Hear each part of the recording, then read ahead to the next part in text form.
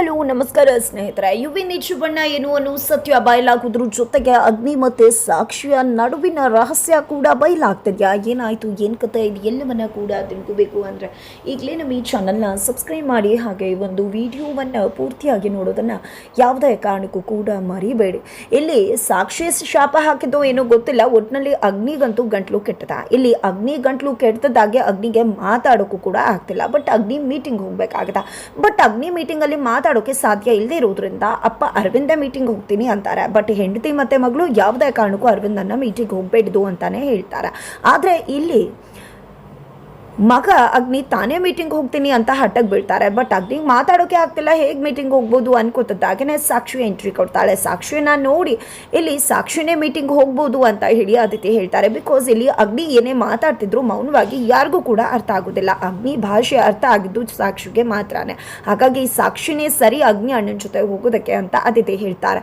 ಇಬ್ರು ಮೊದಲಲ್ಲಿ ಅದನ್ನ ಅಪೋಸ್ ಮಾಡ್ತಾರೆ. ಬಟ್ ಅರವಿಂದ್ ಅವ್ರಿಗೋಸ್ಕರ ಇಬ್ರು ಕೂಡ ಹೋಗೋದಕ್ಕೆ ಒಪ್ಕೋತಾರೆ. ಫೈನಲಿ ಅಗ್ನಿ ಮತ್ತೆ ಸಾಕ್ಷಿ ಇಬ್ರು ಕೂಡ ಮೀಟಿಂಗ್ ಅಂತ ಹೇಳಿ ಆಫೀಸಿಗೆ ಬರ್ತಾರೆ. ಆಫೀಸಲ್ಲಿ ಇಲ್ಲಿ ಅಗ್ನಿ ಮಾತಾಡದೇ ಇರೋದನ್ನ ನೋಡಿದಂತ ಆಫೀಸ್ ಮಂದಿಗೆ ಶಾಕ್ ಆಗುತ್ತೆ. ಏನಿದು, ಯಾಕೆ ಮಾತಾಡ್ತಿಲ್ಲ ಇವರು ಅಂತ ಹೇಳಿ. ಆಗ ಮೌನವ್ರತದಲ್ಲಿ ಇದ್ದಾರೆ ಅಂತ ಹೇಳಿ ಸಾಕ್ಷಿ ಹೇಳ್ತಾಳೆ. ಜೊತೆಗೆ ಇಲ್ಲಿ ಸಾಕ್ಷಿ ಫಂಡೇ ಮಾಡೋದಕ್ಕೆ, ಹಾಗೆ ತನ್ನನ್ನು ಇಂಟೆಲಿಜೆಂಟ್ ಅಂತ ಎಲ್ಲ ಹೇಳ್ತಿದ್ದಾರೆ ಅಗ್ನಿ ಸರ್ ಅಂತ ಹೇಳಿ ಎಲ್ಲವನ್ನ ಕೂಡ ತನಗೇನೇನು ಬೇಕೋ ಎಲ್ಲವನ್ನ ಕೂಡ ಹುಟ್ಟಿಸಿ ಹೇಳಿಬಿಡ್ತಾಳೆ. ಈ ಕಡೆ ಅಗ್ನಿಗೆ ಕೋಪ ಬರುತ್ತೆ, ಸಿಟ್ಟು ಬರುತ್ತೆ.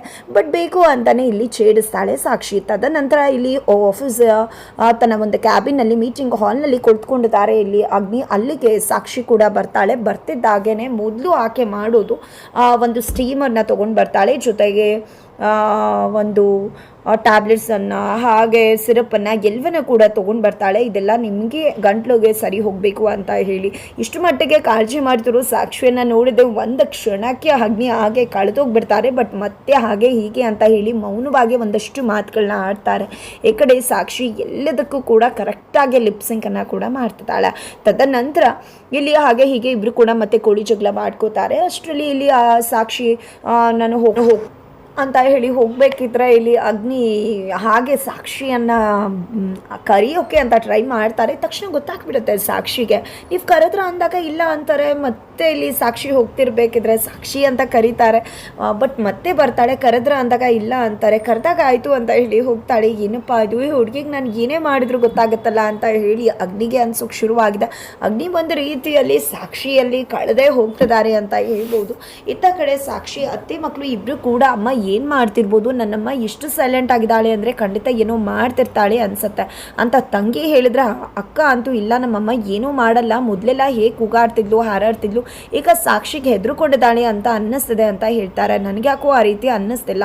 ನನ್ನಮ್ಮ ಮೊಸರು ಅಮ್ಮ ಅಲ್ಲ, ಈಗ ಮಿಸ್ಟ್ರಿ ಅಮ್ಮ ಆಗಿಬಿಟ್ಟಿದ್ದಾರೆ. ಅದೇ ಕಾರಣಕ್ಕೆ ಆಕೆ ಸೈಲೆಂಟ್ ಆಗಿದ್ದಾಳೆ ಅಂದರೆ ಖಂಡಿತವಾಗ್ಲೂ ನನ್ನಮ್ಮ ಏನೋ ಮಾಡ್ತಿದ್ದಾಳೆ. ಒಂದು ಕ್ಷಣಕ್ಕೂ ಕೂಡ ಸಾಕ್ಷಿ ಖುಷಿಯಾಗಿರೋದನ್ನು ನೋಡೋಕ್ಕಾಗೋದಿಲ್ಲ ನನ್ನಮ್ಮಗೆ. ಅಂಥದ್ರಲ್ಲಿ ಇವತ್ತು ಇಷ್ಟೆಲ್ಲ ಹಾಗೆ ಅಷ್ಟು ಸಂಬಳ ತೊಗೊಂಡು ಬರ್ತಿದ್ದು ಸೈಲೆಂಟ್ ಆಗಿದ್ದಾಳೆ ಅಂದರೆ ಖಂಡಿತವಾಗ್ಲೂ ಅವಳು ಏನೋ ಪ್ಲ್ಯಾನ್ ಮಾಡ್ತಿದ್ದಾಳೆ.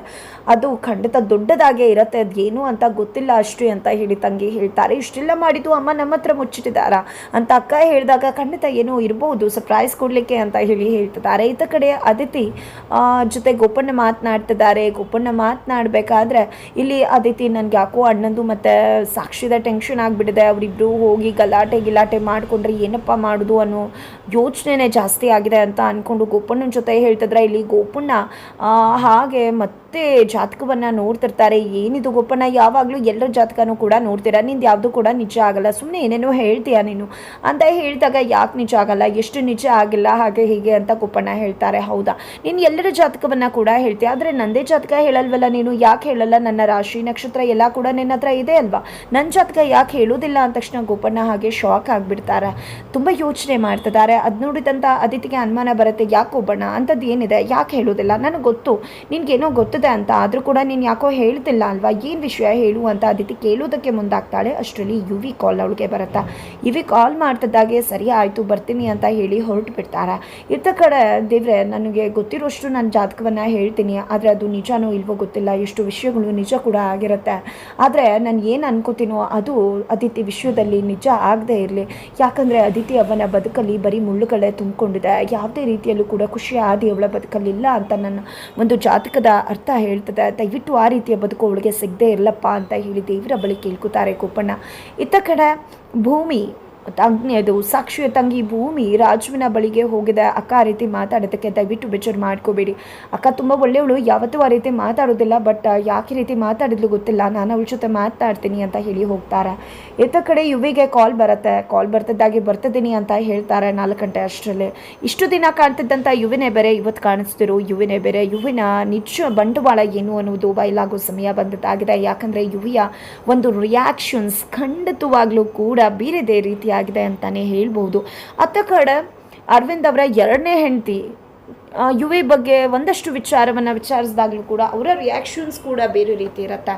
ಹಾಗಿದ್ರೆ ಇಲ್ಲಿ ಯುವಿ ಹಾಗೆ ಇಲ್ಲಿ ಆದಿತ್ಯ 2 ಚಿಕ್ಕಮ್ಮ ಇಬ್ರಿಗೂ ಕೂಡ ಏನಾದರೂ ಲಿಂಕ್ ಇದೆಯಾ ಅಂತ ಹೇಳಿ ಅನ್ನಿಸ್ತದ. ಅನುಮಾನ ಅಂತೂ ಖಂಡಿತ ದೊಡ್ಡದಾಗಿ ಮೂಡ್ತದೆ. ಇದೆಲ್ಲದರ ನಡುವೆ ಆ ಕಡೆ ಅಗ್ನಿ ಮತ್ತು ಸಾಕ್ಷಿಯ ಒಂದು ಮೀಟಿಂಗ್ ಶುರುವಾಗುತ್ತೆ. ಮೀಟಿಂಗ್ಗೆ ಬರಬೇಕಾಗಿರೋರು ಬರ್ತಾರೆ. ಈ ಕಡೆ ಅಗ್ನಿಗೆ ಮಾತಾಡೋಕ್ಕಾಗ್ತಿಲ್ಲ. ಎಲ್ಲವನ್ನೇ ಕೂಡ ಸಾಕ್ಷಿನೇ ಹೇಳಬೇಕಾದ್ರೆ ಯಾಕೆ ಅಗ್ನಿ ನೀನು ಮಾತಾಡೋಕ್ಕಾಗ್ತಿಲ್ವಾ, ಮತ್ತೆ ಯಾಕೆ ಮೀಟಿಂಗ್ ಹೇಗೆ ನಡೆಯುತ್ತೆ ಮೀಟಿಂಗ್ ಅಂತ ಕೇಳ್ತಾರೆ. ಆಗ ಅಗ್ನಿ ಮೆಸೇಜ್ ಮಾಡಿ ನನ್ನ ಎಲ್ಲ ಮಾತುಗಳನ್ನ ಕೂಡ ಸಾಕ್ಷಿನೇ ತಿಳಿಸ್ತಾರೆ ಅಂತ ಹೇಳ್ತಾರೆ. ನಂತರ ಹೇಗಿರುತ್ತೋ ಸರಿ ಆಯಿತು ನೋಡೋಣ ಅಂತ ಅನ್ಕೋತಾರೆ. ಫೈನಲಿ ಅಗ್ನಿ ಹೇಳ್ತಕ್ಕಂಥ ಎಲ್ಲ ವಿಷಯಗಳನ್ನ ಕೂಡ ಹುಡುಗಿ ಹೇಳ್ತಿದ್ದಾಳೆ. ಜೊತೆಗೆ ಅವ್ರಿಗೆ ಏನೇನು ಕ್ಲಾರಿಟೀಸ್ ಬೇಕೋ ಎಲ್ಲವನ್ನ ಕೂಡ ಸಾಕ್ಷಿನೇ ಹೇಳ್ತಿದ್ದಾಳೆ. ಅದನ್ನು ನೋಡಿ ಅವ್ರಿಗೆ ಅಚ್ಚರಿ ಆಗುತ್ತೆ. ನಿಜವಾಗ್ಲೂ ನೀವು ಯಾರು, ಅವ್ರ ಜೊತೆ ಅವರ ಒಂದು ತಂದೆ ಒಂದು ಪರ್ಸ್ನಲ್ ಸೆಕ್ರೆಟ್ರಿ ಇದ್ರಲ್ಲ, ಅವರೇನಾ ನೀವು, ನಿಮ್ಮನ್ನೇ ಮದುವೆ ಆಗಬೇಕು ಅಲ್ವಾ ಅಂತ ಅಂದ್ಕೊಂಡಿದ್ದವರು ಅಂತೆಲ್ಲ ಹೇಳಿದಾಗ ಅಗ್ನಿ ರೊಚ್ಚಿಗೆದ್ದು ಬಿಡ್ತಾರೆ. ಏನೇನೋ ಮಾತಾಡ್ತಾರೆ, ಬಟ್ ಸಾಕ್ಷಿ ಮಾತ್ರ ಅದು ಯಾವುದೋ ಅರ್ಥ ಆದರೂ ಕೂಡ ಹೇಳುವುದಿಲ್ಲ. ಆಕೆ ನಾನಲ್ಲ ಅಂತ ಅಷ್ಟೇ ಹೇಳ್ತಿದ್ದಾರೆ ಅಂತ ಹೇಳಿ ಹೇಳಿದಾಗ ಸರಿ ಆಯಿತು ಅಂತ ಹೇಳಿ ಬಂದಿರ್ತಕ್ಕಂಥ ಮೀಟಿಂಗ್ಗೆ ಬಂದಿರತಕ್ಕಂಥವ್ರು ಕೂಡ ಸರಿ ಆಯಿತು ಅಂತ ಹೇಳಿ ಅವರ ಮೀಟಿಂಗನ್ನು ಮುಂದುವರಿಸ್ತಾರೆ. ಇತ್ತ ಕಡೆ ಒಂದು ಮಲ್ಲಿಕಾ ಒಂದು ಎನೇ ನಿಜಕ್ಕೂ ಅಗ್ನಿ ಮತ್ತು ಸಾಕ್ಷಿಗೆ ಫಿದಾ ಆಗಿಬಿಟ್ಟಿದ್ದಾರೆ. ಅವರ ಒಂದು ಬಾಂಡಿಂಗ್ ತುಂಬ ಚೆನ್ನಾಗಿದೆ. ಜೊತೆಗೆ ಅವರು ಮೀಟಿಂಗ್ನ ಎಷ್ಟು ಚೆನ್ನಾಗಿ ಮಾಡ್ತಿದ್ದಾರೆ, ಅವರ ಜುಗಲ್ಬಂದಿ ತುಂಬ ಚೆನ್ನಾಗಿದೆ ಅಂತ ಹೇಳಿ ಎಲ್ಲರೂ ಕೂಡ ಮಾತಾಡ್ಕೋತಿದ್ದಾರೆ ಅಂತ ಹೇಳಿ ಅದನ್ನು ಇಲ್ಲಿ ಮನೀಶ್ ಹತ್ರ ಹಾಗೆ ಮಲ್ಲಿಕಾ ಹತ್ರ ಹೇಳ್ತಾರೆ. ಮನೀಶ್ಗೆ ಅದನ್ನು ತಡ್ಕೊಳಕ್ಕಾಗೋದಿಲ್ಲ.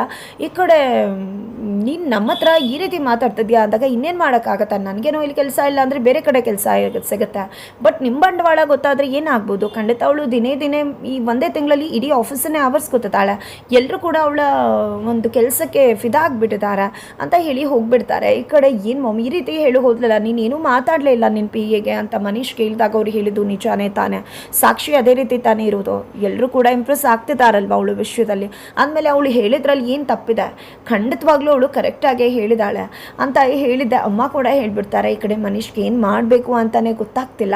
ಫೈನಲಿ ಇಲ್ಲಿ ಮಲ್ಲಿಕಾದು ಬೇರೆದೇ ಪ್ಲ್ಯಾನ್ ಇದೆ ಅಂತಲೇ ಹೇಳ್ಬೋದು. ಅತ್ತ ಕಡೆ ಸಾಕ್ಷಿ ಮತ್ತು ಅಗ್ನಿಯ ಒಂದು ಬಾಂಡಿಂಗನ್ನು ನೋಡಿ, ಜುಗಲ್ಬಂದಿಯನ್ನು ನೋಡಿದೆ, ಅವರು ಅಂಡರ್ಸ್ಟ್ಯಾಂಡ್ ಮಾಡ್ಕೊಳ್ಳೋ ರೀತಿಯನ್ನು ನೋಡಿದಂಥ ಆ ಒಂದು ಬಂದಿರತಕ್ಕಂಥ ಒಂದು ಗೆಸ್ಟ್ಸ್ ಏನಿದು ನೀವು ಯಾವ ಕೆಲಸಕ್ಕೆ ಸೇರಿದ್ದು, ನಿಜವಾಗ್ಲೂ ಗಂಡ ಹೆಂಡತಿ ಕೂಡ ಇಷ್ಟು ಚೆನ್ನಾಗಿ ಅರ್ಥ ಮಾಡ್ಕೊಂಡಿರಲ್ಲ, ಗಂಡನ ಹೆಂಡತಿ ಇಷ್ಟು ಚೆನ್ನಾಗಿ ಅರ್ಥ ಮಾಡ್ಕೊಂಡಿರಲ್ಲ, ಅಷ್ಟು ಚೆನ್ನಾಗಿ ಅರ್ಥ ಮಾಡ್ಕೊಂಡಿದ್ರ ಅಂತ ಹೇಳ್ತಾರೆ. ಇಬ್ಬರು ಕೂಡ ಶಾಕ್ ಆಗ್ತಾರೆ. ಫೈನಲಿ ಇಲ್ಲಿ ಅಗ್ನಿಗೆ ಸಾಕ್ಷಿ ಬಗ್ಗೆ ಲವ್ ಆಗಿದೆ. ಸಾಕ್ಷಿಗೂ ಕೂಡ ಅಗ್ನಿ ಮೇಲೆ ತುಂಬಾ ಇಂಪ್ರೆಷನ್, ಒಳ್ಳೆ ಇಂಪ್ರೆಷನ್ ಕೂಡ ಇದೆ ಅಂತಲೇ ಹೇಳ್ಬೋದು. ಇದರ ನಡುವೆ ಭೂಮಿ ಸಾಕ್ಷಿಗೆ ಕರೆ ಮಾಡಿದ್ದೆ, ನೀನು ರಾಜು ಅವ್ರ ಹತ್ರ ಆ ರೀತಿ ನಡ್ಕೋಬಾರ್ದಿತ್ತು, ಯಾಕೆ ಆ ರೀತಿ ಮಾತಾಡಿದೆ, ಪಾಪ ಅವ್ರು ಏನು ಮಾಡಿದ್ರು ಅಂತ ಮನಸ್ಸಲ್ಲಿರೋದು ಹೇಳಿದ್ದೆ ತಪ್ಪ ಅಂದಾಗ, ಇಲ್ಲ ಅಷ್ಟೆಲ್ಲ ಹೇಳಿದ್ಮೇಲೆ ನಾನು ಅವ್ರ ಜೊತೆ ಚೆನ್ನಾಗಿದ್ರೆ ಅವರು ಬೇರೆದೇ ರೀತಿ ಭಾವನೆ ಅನ್ಕೋಬಹುದು, ಅದೇ ಕಾರಣಕ್ಕೆ ನಾನು ಅವಾಯ್ಡ್ ಮಾಡ್ತಿರೋದಷ್ಟೇ ಅಂದಾಗ, ಅದನ್ನು ಈ ರೀತಿಯೇ ಹೇಳಬೇಕು ಅಂತಿಲ್ಲ ಅಲ್ವಾ ಅಕ್ಕ, ನೀನು ಅವ್ರ ಜೊತೆ ಚೆನ್ನಾಗಿ ಮಾತಾಡು, ಸಾರಿ ಕೇಳು ಅಂತ ಭೂಮಿ ಹೇಳಿದಾಗ ಸರಿ ಆಯಿತು ಬಂದು ಕೇಳ್ತೀನಿ ಅಂತಲೇ ಭೂಮಿ ಹೇಳ್ತಾರೆ. ಬಟ್ ನಿಜಕ್ಕೂ ಅದಕ್ಕೆ ಅರ್ಹನ